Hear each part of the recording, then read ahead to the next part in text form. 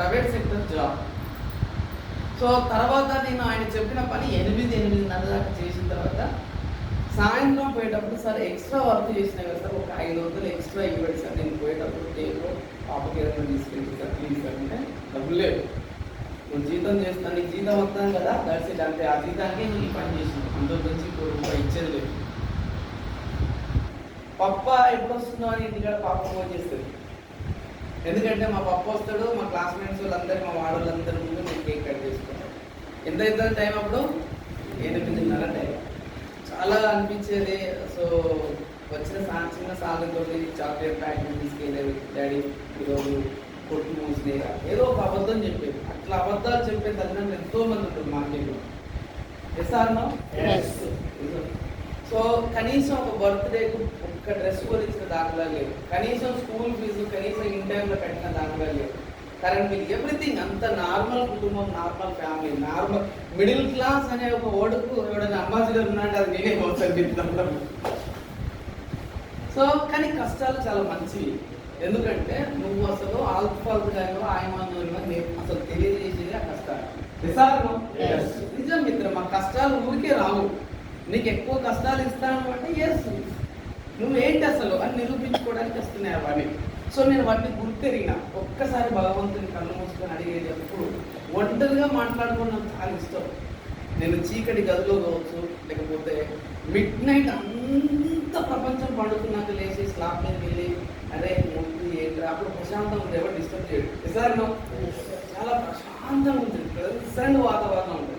So ఆ present వాతావరణంలో పొద్దు లైఫ్ ఏంది, పిల్లలు కూడా ఎంత హ్యాపీగా పడుతున్నారో, భార్యలు ఎంత హ్యాపీగా పడుతున్నారో, నువ్వు ఏదో చేస్తావు పడుతావు అని చెప్పే ధైర్యంతో వాళ్ళంత హ్యాపీగా పడుతున్నారు వ్యక్తి, మరి నువ్వు వాళ్ళకి ఏమి ఇస్తున్నావు అని చెప్పి నేను చాలాసార్లు అనుకునేవాడిని. భగవంతుడు ఆకాశం వేసి ఒక్కసారి ఒక్క అవకాశం ఏదన్నా ఇవ్వు, నన్ను నేను ప్రూవ్ చేసుకుంటా, ఆపర్చునిటీ కావాలి నాకు. జాబ్లో అంతే, జ్యూస్ ఆఫ్ బాడీ. జాబ్ అంటే జ్యూస్ ఆఫ్ బాడీ, దాని మీనింగ్ అర్థమైంది నాకు. ఇంకా కొంచెం లోతుగా పచ్చిగా చెప్పాలి, మాంసం 10th ఫెయిల్ అయ్యని చెప్పాలంటే జే అంటే జీవితం, ఓ అంటే ఓనర్ కింద, బి అంటే బానిస బతుకు. అరే ఎన్ని రోజులు ఈ బానిస బతుకు? అరే ఒక్కటి గుర్తుపెట్టుకో మిత్రమా, జాబ్ 30 రోజులు గడిస్తే వస్తుందన్న దానికి ఎన్ని రకాల ఈఎంఐ చేస్తారో ఇయ్యాలి రేపు. ఏది చూడు ఇంట్లో ఈఎంఐ, ఇల్లే ఈఎంఐ, ఇంచెక్కడికి, అవునా కదా? సో అలాంటి లైఫ్ నుంచి కొంచెం బయటపడాలని ఆలోచించిన భగవంతుడి దేవాల నా ప్రేయర్ భగవంతుని ముట్టింది. మన నిజాయితీ కూడా ఇంపార్టెంట్ ఇక్కడ. ఓకే, సో ఆపర్చునిటీ వచ్చింది ఈరోజు. వెస్టీజ్ ఆపర్చునిటీలో నిజంగా చెప్తున్నా, ఆపర్చునిటీ గొప్పతనం, నా గొప్పతనం కాదు. నేను నిలబడ్డా, ఆపర్చునిటీ వచ్చింది, నేను నిలబడ్డా, తీసుకున్నా, నిలబడ్డా, నేర్చుకున్నా, చేయాల్సింది చేసుకుంటా ముందుకెళ్ళినా. ఈరోజు చాలా మంచి లైఫ్. ఇప్పుడు చెప్పండి, 1,35,00,000 డబ్బు అప్పటికే తీసేసుకున్నా. ఇప్పటికి ఈ ఫారెన్ టూర్స్ పైన కారు తీసుకున్నా, సెకండ్ కార్ డిసెంబర్లో తీసుకోబోతున్నాను, చిన్న కారు, 35 లక్షల కారు. సెకండ్ కార్ థింక్ చేస్తున్నా, రెండో కార్ ఆలోచిస్తున్నా. అంటే ఎక్కడి నుంచి వచ్చింది ఆ ధైర్యం? వెస్టేజ్ నుంచి. ఎక్కడి నుంచే? ప్రతి పేదోడు నిజంగా నువ్వు పేదోడు అని చెప్పుకుంటే నీకు పొరపాటు. ఎందుకు? అవకాశం నీ దగ్గరికి రానప్పుడు నువ్వు పేదోడు, అవకాశం నీ దగ్గరకు వచ్చిన తర్వాత కూడా నువ్వు పేదోడు అంటే నేను ఇస్తున్నా నీకు, పేదోడు నువ్వు కాదు, నువ్వు చాతకానుడివి. ఇది రాసిపెట్టిపోయి. Good morning. Good morning. Yes or no?